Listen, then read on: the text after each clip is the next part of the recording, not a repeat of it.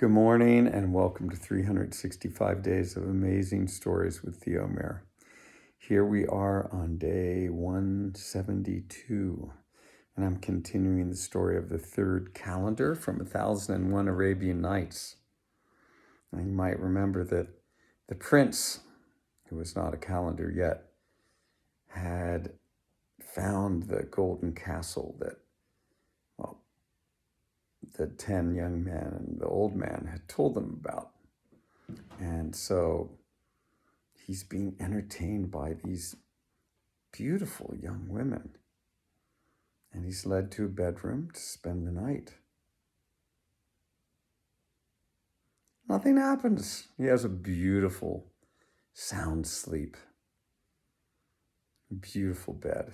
And he's awakened in the morning by a few of those young women coming in and leading him out back into the bathhouse to bathe fresh garments and then on to have a beautiful breakfast with these ladies.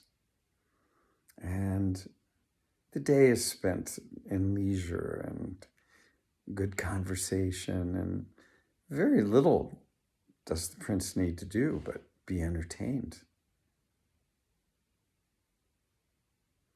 Now, I will tell you that they all grew very fond of each other, and one day passed into another and into another until a couple of months had gone by in this fashion.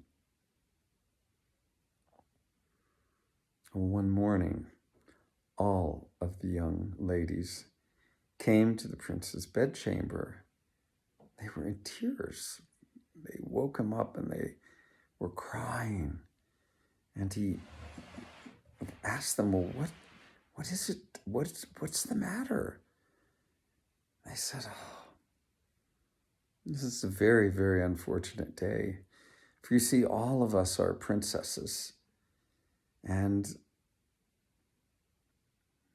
each year we must leave this beautiful palace and tend to duties that we have. For 40 days and 40 nights, we must leave.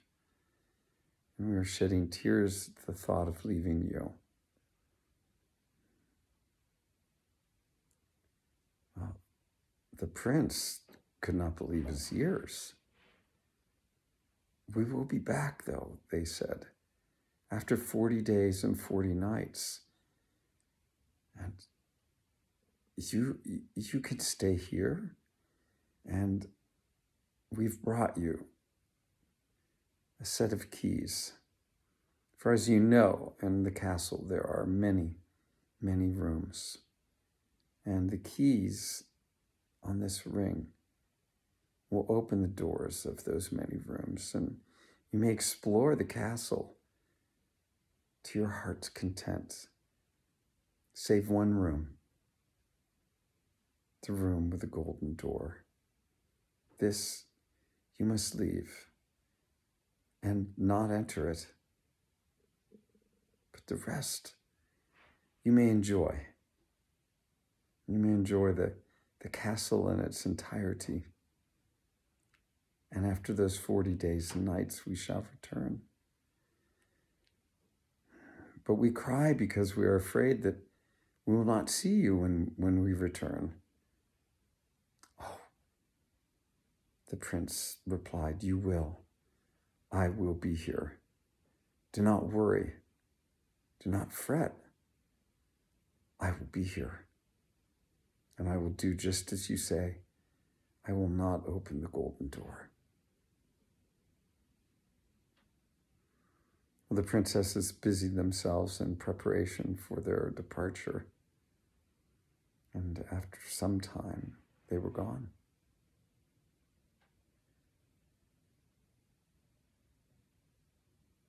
Well, the prince entertained himself day after day in the castle, and indeed he went to the rooms and opened 2 or 3 on any given day, and enjoyed very much the contents of those rooms, some filled with beautiful paintings and artwork, some tapestries, some a combination of many things, beautifully furnished, things from all parts of the world. It seemed like all lands. Gardens, orchards, beautiful streams flowing through some of the courtyards that the door would open out into. Singing birds, flowers of incredible fragrances and colors. 39 days and 39 nights passed in this manner. The prince had opened all the doors, save the one golden door.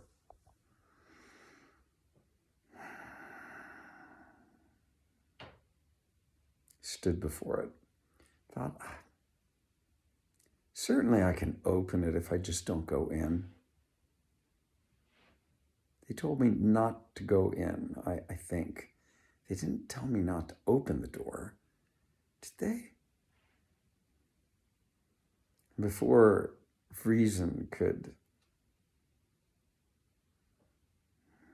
stay his hand, the golden key went in the golden lock and the golden door, and he turned it and opened it.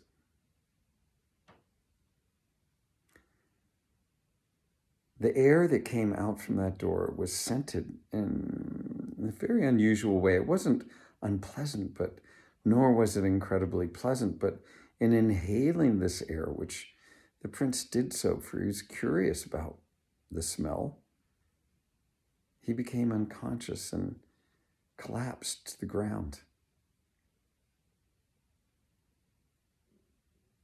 He eventually regained his senses and he stood up.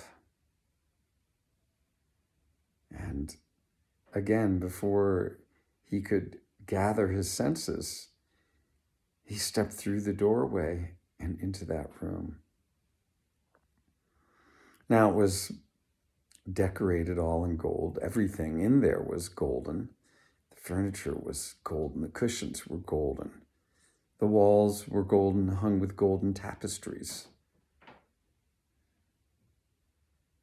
But off in the corner was a magnificent black horse. More magnificent than any horse he had ever seen before.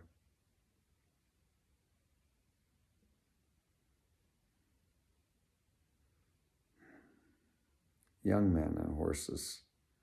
He couldn't stop himself, but he went over to see this horse. As he did so, he was just amazed. He was like, wow. And there, laying on the floor close by it, was a beautiful saddle in gold, a bridle of gold.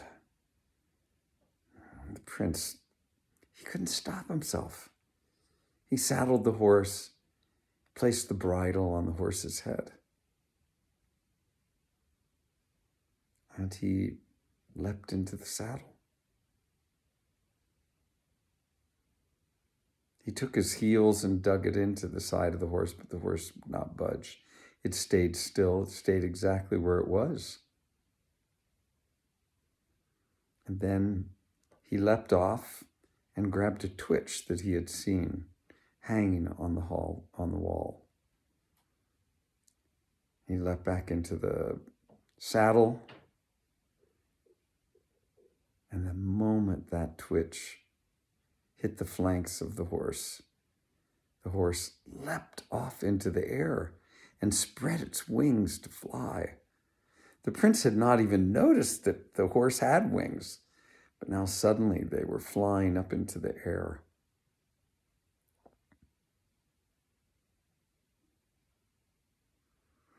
Second time, the prince is now in the air and he cannot believe what he's seeing. The landscape is equally as beautiful as when he was carried by the roc, the bird.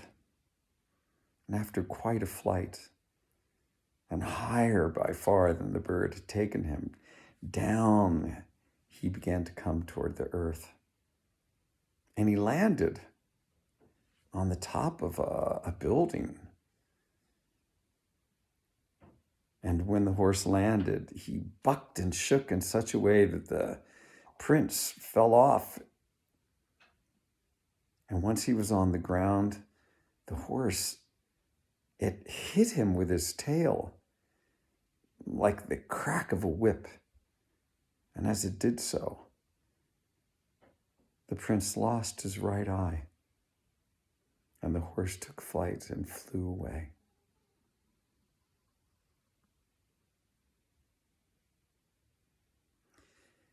The prince regained his senses and stood up and wandered for some time down a stairway, and eventually found himself in that same hall where the rock had carried him away, where the young men had sewn him up, in the hallway where they covered themselves with ashen oil and beat themselves.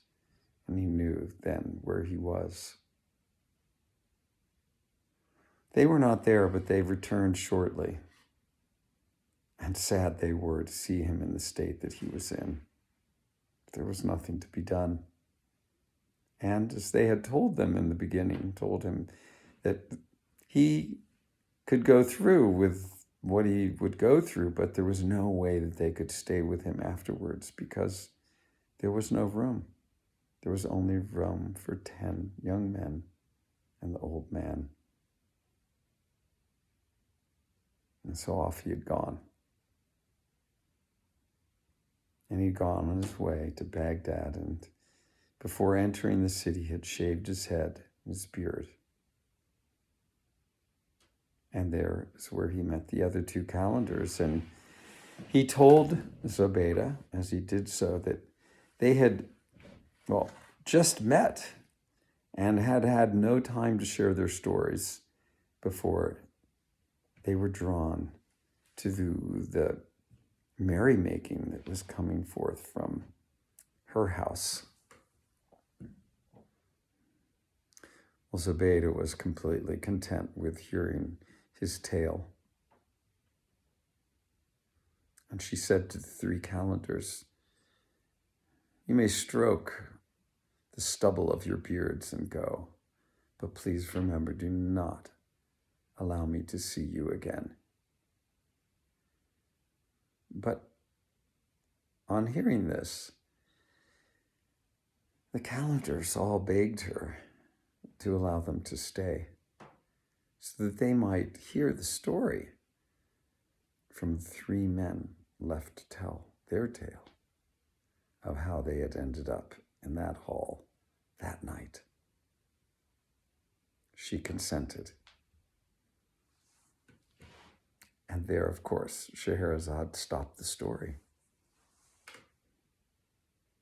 The Sultan, enjoying each tale as it unfolded and ready for the next installment the next night. Okay, we'll leave the story there. I hope you enjoyed. Come back tomorrow.